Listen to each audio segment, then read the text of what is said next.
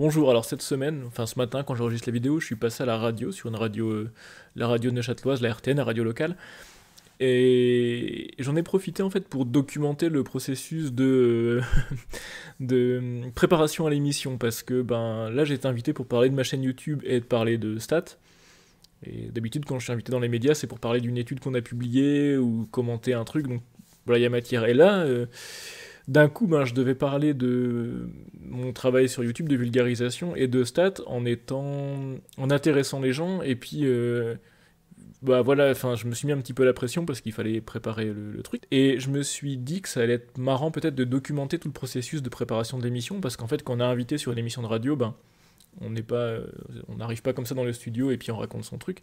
Il y a tout un processus en fait de préparation de l'interview, etc. Et puis moi surtout sur cette interview, ben je voulais pas passer pour un con, puis je voulais que les gens ils aient envie en fait de venir voir ma chaîne YouTube. Donc j'ai documenté un petit peu tout ça. Je vous ai fait toute une série de vidéos.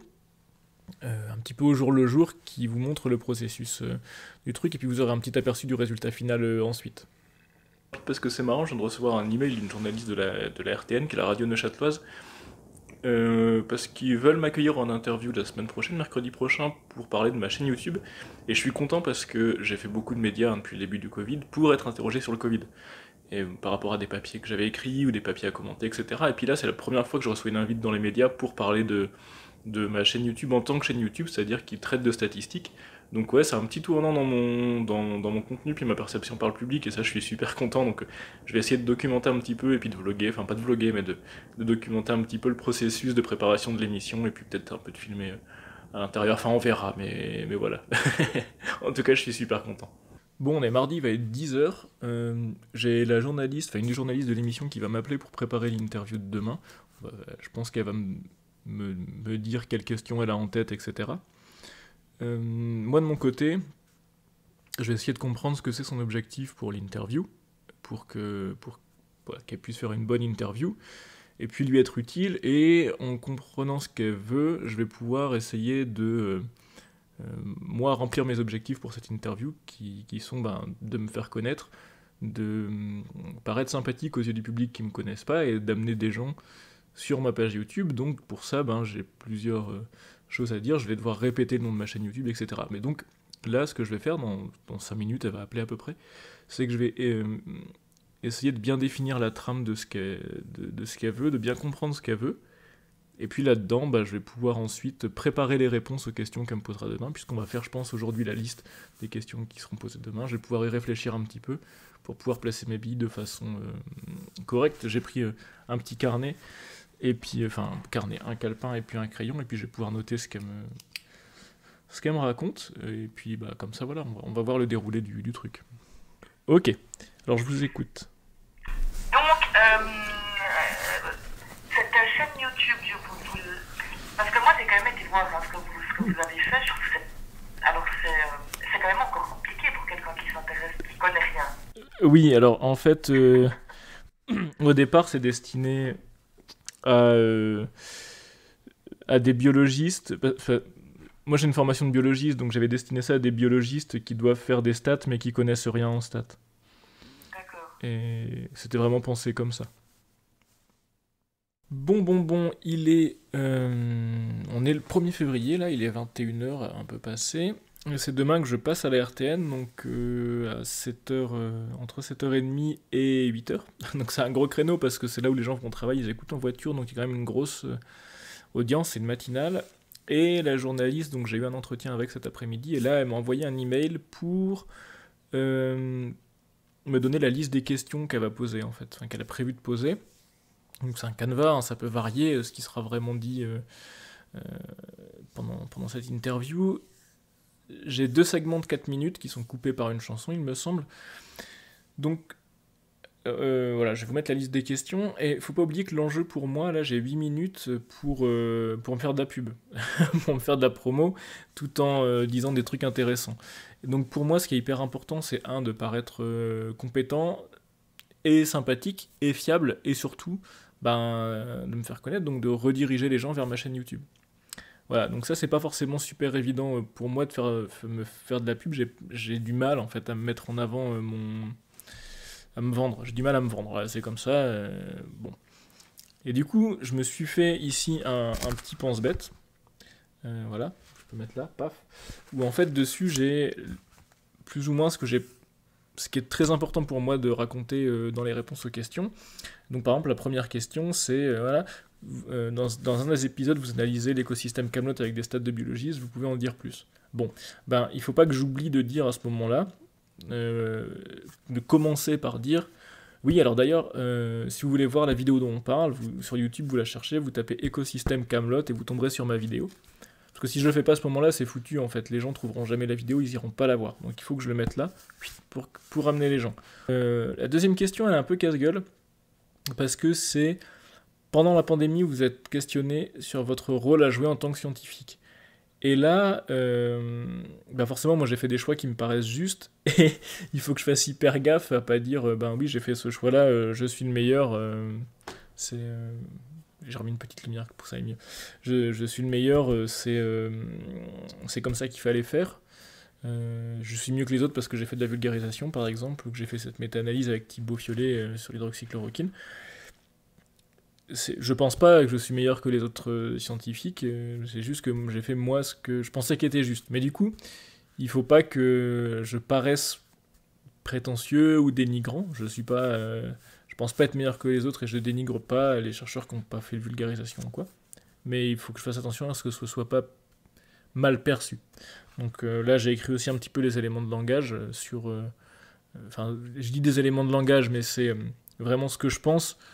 Mais pour éviter de m'embrouiller en fait en expliquant ce que je pense, bah, j'ai écrit un petit peu sur la feuille. La troisième question sur les vaccins. La vidéo sur les vaccins. Donc là, c'est une question qui peut être hyper clivante. Et pareil, il faut pas que j'oublie de renvoyer les gens vers la vidéo, mais j'hésite à le faire en fait parce que la vidéo elle est obsolète maintenant, elle est sortie en janvier 2021. Et ouais, 2021. Et à l'époque, elle était correcte. Mais maintenant, elle est obsolète puisqu'on a eu Omicron qui arrive entre-temps, Delta aussi, donc ça a un petit peu changé la donne sur ce qui est dit dans cette vidéo. Donc les vaccins restent toujours très efficaces sur les hospitalisations et les réanimations, mais beaucoup moins sur les transmissions, par exemple, les contaminations. Et puis aussi rappeler sur cette question que c'est normal qu'il y ait une inquiétude sur ces vaccins et qu'il y ait eu cette inquiétude sur les vaccins au début parce que pour les gens, bah, c'était une technologie nouvelle, ils connaissent pas bien le processus de recherche, donc ils comprennent pas pourquoi c'était produit assez vite. Puis ils sont alimentés aussi par les désinformateurs, donc il faut expliquer. Et puis aussi être très honnête en disant que ben, quand ces vaccins sont sortis en décembre 2020, quand il y a eu les communiqués de presse de Pfizer et Moderna, ben moi j'en voulais pas des vaccins parce que ben, on avait les communiqués de presse mais on n'avait pas d'études publiées. Puis c'est seulement quand il y a eu des études publiées que je me suis dit bon ok ça va, ils ont fait du bon job, ça a l'air de marcher. Et c'est là que j'ai sorti la vidéo. Donc pas oublier de faire ça. Ensuite la question sur l'étude sur l'hydroxychloroquine, la méta-analyse. Bah ouais là c'est pareil, il faut bien que je fasse attention. Donc là j'ai deux objectifs. Un, bien faire attention à dire que on n'a pas essayé de montrer que ça marchait ou que ça ne marchait pas, on a évalué les faits, et il se trouve que le résultat c'était que ça marchait pas, et que voilà, il fallait le faire parce que bah, c'était un moment où il y avait besoin d'une réponse, de faire une espèce de synthèse de la littérature disponible, parce qu'il y en avait eu beaucoup en peu de temps. Donc voilà, et puis aussi de renvoyer vers la vidéo qui explique la méta-analyse, en disant que bon bah, les gens, ils avaient forcément des questions sur comment on a construit cette méta-analyse, donc j'ai fait une grande vidéo de 45 minutes que vous pouvez trouver sur ma chaîne YouTube, et puis voilà, pour comprendre comment on construit ça d'un point de vue méthodologique. Et puis ensuite, ben, sur l'avenir de la chaîne, là, c'est là où c'est un peu plus compliqué, parce qu'il ne faut pas que j'oublie de dire aux gens que ben voilà, j'ai du temps, je vais produire du contenu qui va être utile pour les biologistes, je vais vraiment revenir aux premières amours, faire moins de pandémie et plus de biostats. Et puis il faut pas que j'oublie de mentionner que je vais faire des vidéos sur R. Et parce que moi, mon cœur de cible, c'est les biologistes, je veux avoir des biologistes qui viennent voir ma chaîne. Et du coup, ben, il faut pas que j'oublie de leur dire, bah, je vais faire du contenu pour les biologistes, pour qu'ils apprennent les stats, et comment ils peuvent produire des stats de façon assez simple et pratique et jolie avec R. Et qui est un logiciel de statistiques. Si vous connaissez rien, vous pouvez venir sur ma chaîne et puis vous saurez faire 2-3 trucs. Il faut pas que j'oublie de dire ça. Voilà, donc j'ai 8 minutes, 4 minutes, une chanson, 4 minutes pour faire tout ça. C'est pas beaucoup. C'est pas beaucoup, on va voir si ça se passe bien. C'est le matin, moi je suis pas très du matin, j'aime bien me lever tôt pour bosser, mais alors chez moi, hein, sortir tôt, c'est toujours un peu compliqué, j'ai toujours un peu la tête dans le cul. Mais voilà, on va voir ce que ça va, on va voir ce que ça va donner. Là, je vais aller me coucher, et puis je vais réfléchir un petit peu à ça. Oui, il est 21h30, je vais aller me coucher, parce qu'à mon avis, je vais pas beaucoup dormir, je suis un peu stressé. Les directs, c'est toujours un peu stressant. En plus, c'est filmé. Ah, faut que je prépare mes habits. Non, je ferai demain. Enfin, je sais pas. Enfin, bref. Mais voilà. Du coup, bah, on se retrouve demain. Je vais essayer de filmer dans les studios. Et puis voilà. Ah, c'est... Quelle aventure. Bon, bah, je viens d'arriver, je suis dans la voiture, il est 7h12. J'ai rendez-vous à 7h15 avec la journaliste. Il fait un temps de merde, je suis tout stressé. Bah, voilà, on va voir comment ça se passe.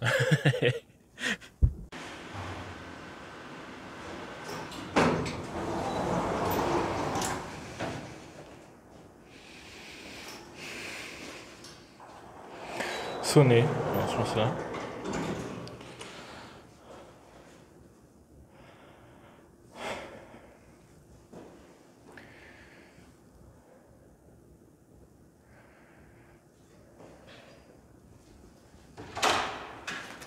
Pardon. Bonjour. Ça va? Oui, vous vous êtes invité de sa pharmacie? Oui. Bon, on vient de faire la préparation là, de l'interview. En fait, j'avais oublié, j'avais pas préparé la première partie, j'avais oublié. Parce que je suis un connard. Et donc là, la journaliste, elle est partie faire le flash, il est 7h28, on peut voir là-bas, parce que le studio est là. Donc elle est partie là, et puis elle revient me récupérer, on passe à -25, donc dans 15 minutes. Voilà, je pense que ça va bien se passer, j'espère. Oh là là là là. Mathieu Mulot, bonjour. Bonjour.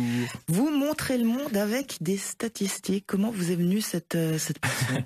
Oula, je sais pas, mon papa était professeur de biologie et ma mère prof de maths, donc je pense que j'ai une tare congénitale que je garde. Puis sinon, ouais, j'ai une formation en biologie de base, et les statistiques, on les aborde pas forcément de façon hyper... Alors du coup, au final, bah, j'ai été plutôt content de l'exercice, même si j'avais oublié de préparer la première partie, j'avais pas trop réfléchi. Heureusement, on a eu 15 minutes avant, on a pu le faire. La journaliste, elle a été super sympa, elle était vraiment super sympa dans la préparation et tout, mais surtout, il y a un truc qu'elle a fait et qui était ouf, c'est qu'elle a répété mon nom plein de fois. Mathieu Mulot, Mathieu Mulot, Mathieu Mulot, Mathieu Mulot, Mathieu Mulot. Tu sais que bon, si à la fin de l'émission, les gens savent pas que je m'appelle Mathieu Mulot, c'est que vraiment, ils étaient pas à l'écoute. Mais j'ai bien réussi aussi à replacer la recherche pour que les gens tombent sur ma vidéo Kaamelott, donc ça c'est un de mes objectifs, je suis hyper content. Dans l'un des épisodes de votre chaîne, vous analysez l'écosystème Kaamelott avec des stats en biologie, enfin des stats de biologie. Oui, non, ça sonne complètement absurde. D'ailleurs, si les auditeurs veulent voir la vidéo, vous cherchez écosystème Kaamelott sur YouTube, vous tomberez dessus. Et par contre, à un moment, je me suis loosé. Elle m'a demandé... Elle m'a posé une question sur la défiance par rapport à la 3e dose, ça c'était pas trop prévu, on l'a discuté avant l'émission, et je voulais dire que c'était un petit peu la faute des scientifiques, de la communication scientifique, mais surtout des politiques, et j'ai dit c'est la faute des scientifiques et des journalistes, donc j'ai sorti ça à des journalistes, je me suis gouré, je vous mets l'extrait là. On voit qu'actuellement, la 3e dose, les gens se précipitent pas. Comment vous expliquez ça? Il y a eu... c'est des erreurs de communication, je pense... un peu de la communauté scientifique et puis un peu des journalistes aussi. C'est-à-dire qu'on a vendu le vaccin au départ comme quelque chose, voilà, faites-vous vacciner, puis la crise sera finie. Et en fait, je m'en suis pas rendu compte sur le coup, hein, je m'en suis rendu compte là, en réécoutant pour préparer cette vidéo-là. Et puis sinon, bah, je pense que ça a bien été, on a bien discuté encore pendant une petite demi-heure après. Bah, enfin voilà, c'est toujours marrant de faire une émission radio, il y a un côté un petit peu de pression, puis c'est hyper bizarre parce que vous êtes en train de discuter normalement, il y a enfin, je sais pas comment ça s'appelle, si c'est pas le régisseur, mais la personne qui réalise l'émission, elle dit d'un coup, bah c'est bon, plaque, puis à la seconde près, ça part. Voilà, du coup, c'était vachement bien. J'espère que cette petite vidéo elle vous a plu, ça change complètement de ce que je fais d'habitude, mais c'est aussi intéressant de voir un petit peu l'envers du décor, enfin, je sais pas pour vous, au moins pour ma famille, ils seront contents de voir, mais de voir en fait que ces émissions-là, ça se travaille, qu'il y a des vrais enjeux et que c'est pas si évident que ça à faire, quoi. Voilà, à la prochaine.